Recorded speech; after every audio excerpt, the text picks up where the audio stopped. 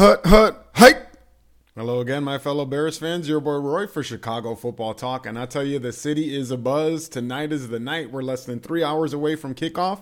People have been sending me tweets, messages, Facebook, whatever social network or method people have, a telephone cannon, a string, if you will, to try to find out, of course, what my thoughts are about this huge game tonight. There could be no bigger games early in the season than a game just like this. Packers looking at 0-2 versus their nemesis, a new look team, an offense they don't have much on tape to prepare for. So there's that variable there. The Bears pretty much know what to expect from the Packers, though I expect them to have defensive wrinkles that the Bears have not yet seen. Offensively, they pretty much know what they're going to do, but McCarthy, I always give him credit to for adding new wrinkles. I have a lot of faith in that coach, as I have mentioned over the years. But yes, while I was out all day today, nothing but Bears jerseys on, and people are very excited. So I wanted to share my thoughts on, and of course, a prediction. I'm not really in the score predicting business or anything like that, but I have a score in mind that I figured I might as well share. So starting with the offense, offensively, these are some of the keys to the game, some of the things I think the Bears need to do, some of the things I think they're likely to do. First of all, they need to settle down and play with a calm confidence. This offense is going to come out very, very amped up. It starts at the top with the leadership, and that being amongst the players, Jay Cutler. Jay Cutler has a lot to prove versus this Packers team. He's mostly been fighting that battle between the Bears and Packers since he's been here with one arm tied behind his back. He finally feels like the gang's there, the posse's ready to go, and he's ready for revenge. He's ready for the big payback. And it's going to be hard for him to actually stay calm. And I think that's really going to be the main thing they need to do. Settle down and play calm, because that's when mistakes happen. That's when you force throws.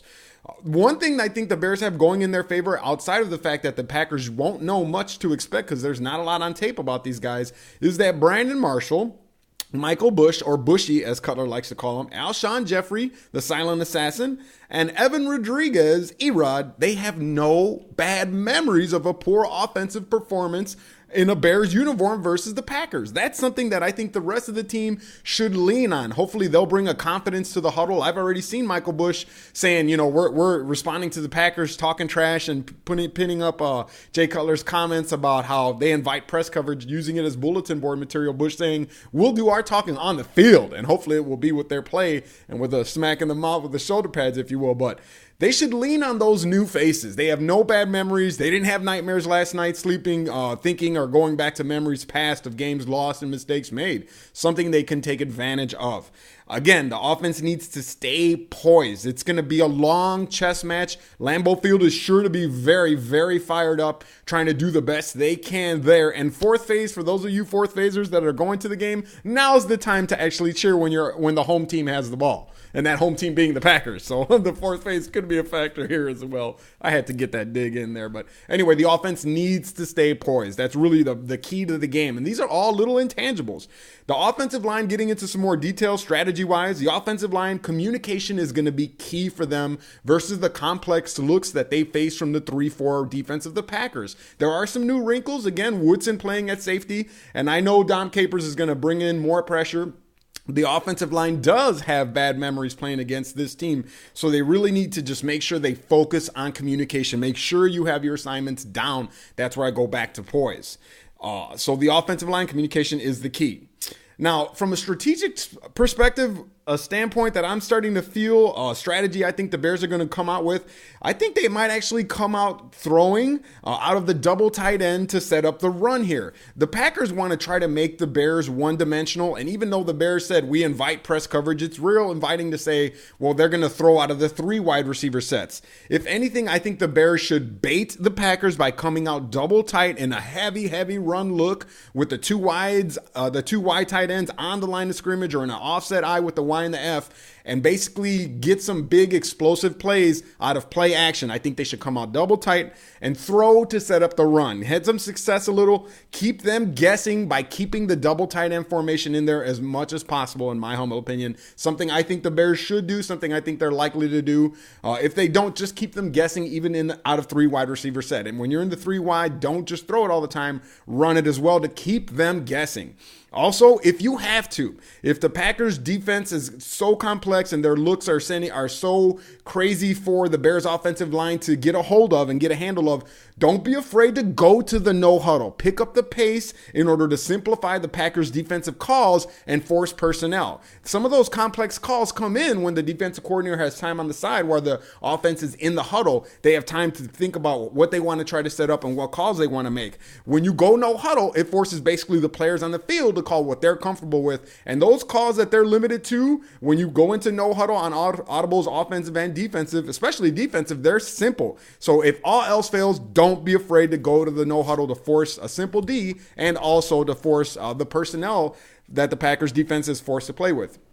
Moving to the other side of the ball defensively, I think the defensive line, obviously they need to come out to try to stop the run. They have Cedric Benson. Cedric Benson's going to try to make a point here. The Packers know they don't want to be forced into a one-dimensional type of offense. Even though passing is their strength, they still want to run the ball. However, the defensive line, all they need to do, stay in your gaps. And also linebackers fill when the defensive line does stay in their gaps or even when they get out of their gaps. Something I noticed Rod Marinelli mentioned, and I saw it on the tape as well when you go back and look, when you go back and look at the game digitally, and review it, was basically part of their woes in stopping the run was that the defensive line would sometimes get out of their lanes, whether they had a stunt move where they were supposed to move from their original position, and then the linebackers didn't do them any favors by not filling. And that's something that Rod Marinelli mentioned. I saw it on tape as well.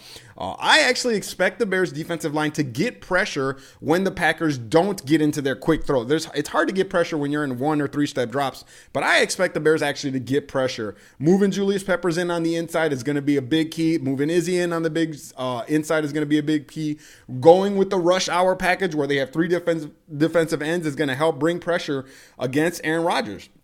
Shea McClellin could be a factor here. His athleticism. Aaron Rodgers doesn't really know what to expect. They're scouting tape on Shea McClellin, but looking at tape and seeing the guy coming at you and knowing how fast you can run or outrun an athlete on the other side of the ball is a whole different thing. And so I think actually Shea McClellin, as long as he protects the edge and doesn't get sucked too far inside, because he can't overlook Aaron Rodgers' athleticism either, I think the athleticism of Shea McClellin could be a factor here, something to keep an eye on.